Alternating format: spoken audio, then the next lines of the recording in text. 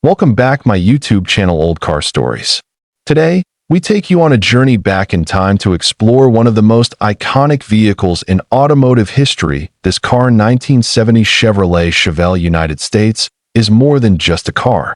It's a time capsule from an era when American muscle roared louder than ever before. In 1970, the Chevelle reached its peak, representing not only Chevrolet's engineering prowess, but also the raw spirit of the muscle car golden age. It's a car that still turns heads today, whether sitting quietly at a classic car show or tearing down a quiet back road. The Chevelle was first introduced in 1964, but by 1970, it had undergone several changes that gave it a far more aggressive and stylish look.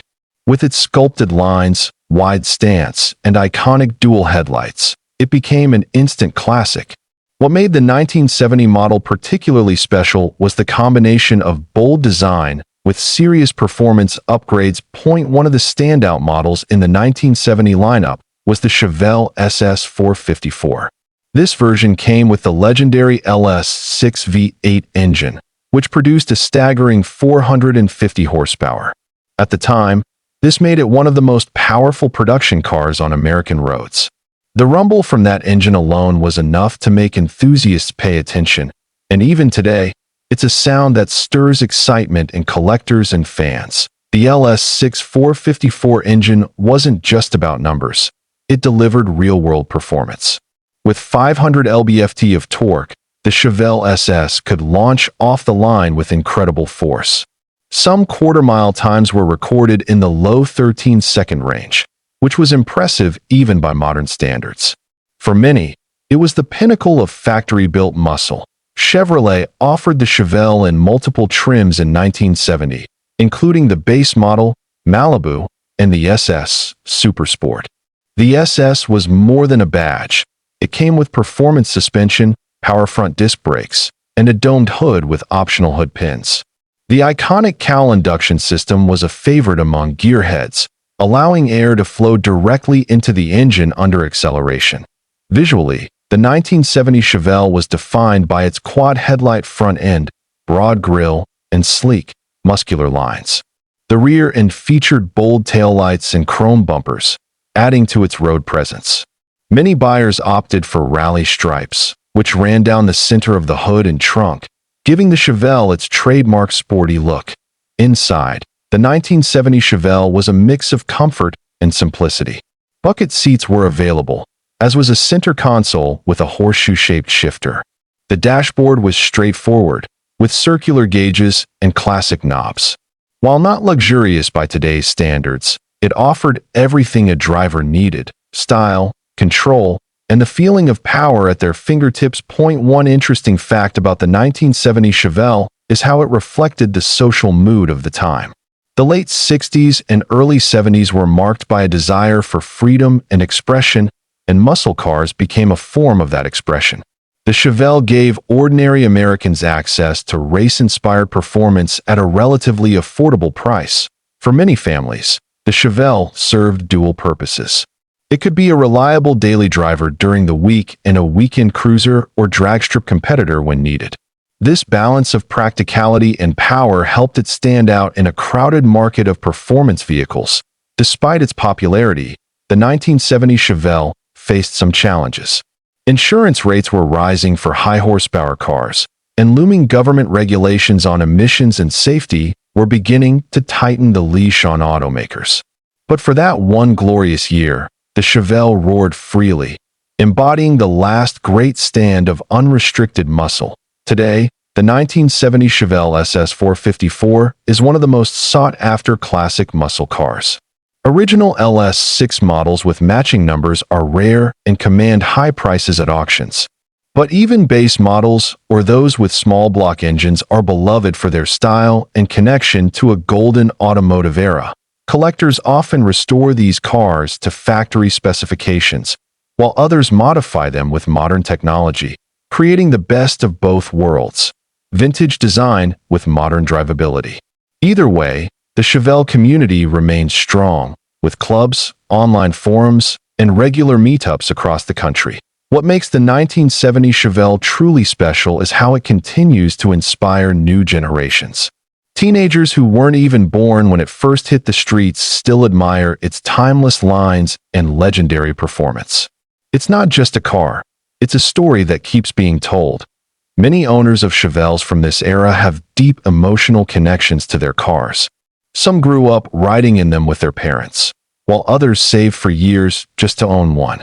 Each Chevelle carries its own history, its own set of stories, and its own place in American culture. Whether it's the sound of the big block engine, the way the body catches the sunlight, or the memories it brings back, the 1970 Chevelle speaks to something deeper than just transportation. It symbolizes an era when power, style, and freedom were built into every inch of a car. Even after more than 5 decades, the Chevelle holds its place as a true icon. While many cars from the past have faded into obscurity, the 1970 Chevelle remains bold, admired, and respected. It reminds us of what cars used to be, machines that stirred the soul and connected people across generations in a world now filled with quiet electric vehicles and advanced driver assistance systems. The raw, mechanical spirit of the 1970 Chevelle stands in sharp contrast. It doesn't just take you from point A to B. It takes you back in time to when the journey was just as important as the destination. And that's the magic of this car, 1970 Chevrolet Chevelle United States car history. This car, Chevrolet Corvette 1952 United States of America, was in a unique place. The Second World War had ended, the economy was booming, and a new era of innovation was taking hold. Families were buying homes, roads were expanding, and cars became more than just a means of transport. They were becoming part of the American dream. It was during this fertile time that the seeds for one of America's most iconic cars, the Chevrolet Corvette, were quietly being sown. Chevrolet, by then, was a household name. Known for building sturdy, affordable cars for the average American, the brand was essential to General Motors' success. But as the American spirit began leaning towards speed, style, and luxury, there was a growing sense within Chevrolet that the company needed something different. Something bold. In 1952, Chevrolet wasn't yet producing a Corvette, but the team at GM was thinking hard about how to create something that could challenge European sports cars. GIs returning from the war had brought with them a taste for sleek, nimble machines like MGs and Jaguars. Detroit had taken notice. Chevrolet, typically conservative in design, was beginning to feel pressure to respond. That year, under the guidance of Harley Earl, the legendary GM designer, Chevrolet's design department was quietly working on what would become known as Project Opal. Earl had long dreamed of creating a true American sports car, a two-seater, low-slung, lightweight machine that could capture the hearts of young drivers and car lovers across the country. Although the official Corvette would not appear until 1953, 1952 was a pivotal development year. Engineers and designers were sketching concepts, studying foreign models, and experimenting with fiberglass bodies, a revolutionary idea at the time.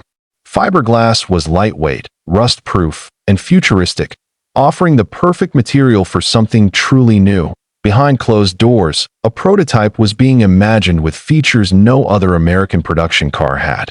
A sleek front end, wraparound windshield, and a jet-age dashboard were among the bold ideas taking shape.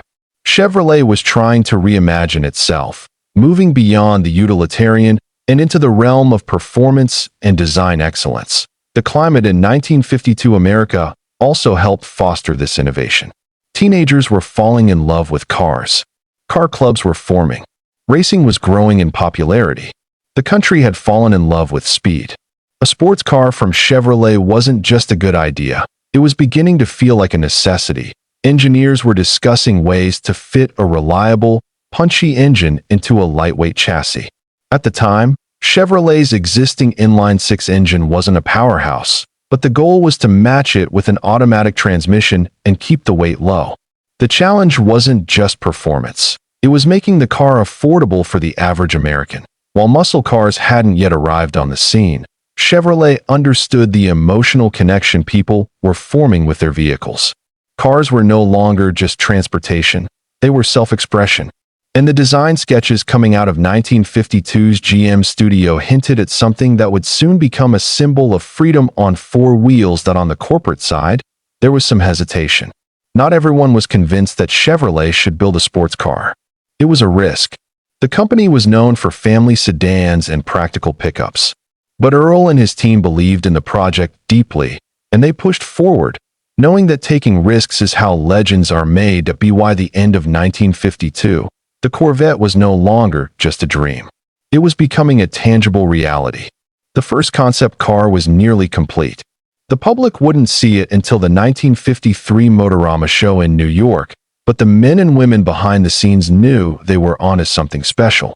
Excitement was building. That it's important to remember that the Corvette didn't just appear overnight. Its 1953 debut was the result of years of vision, experimentation, and quiet determination. And in many ways, the real birth of the Corvette was in 1952, when the design was refined, the components selected, and the spirit of the car fully imagined.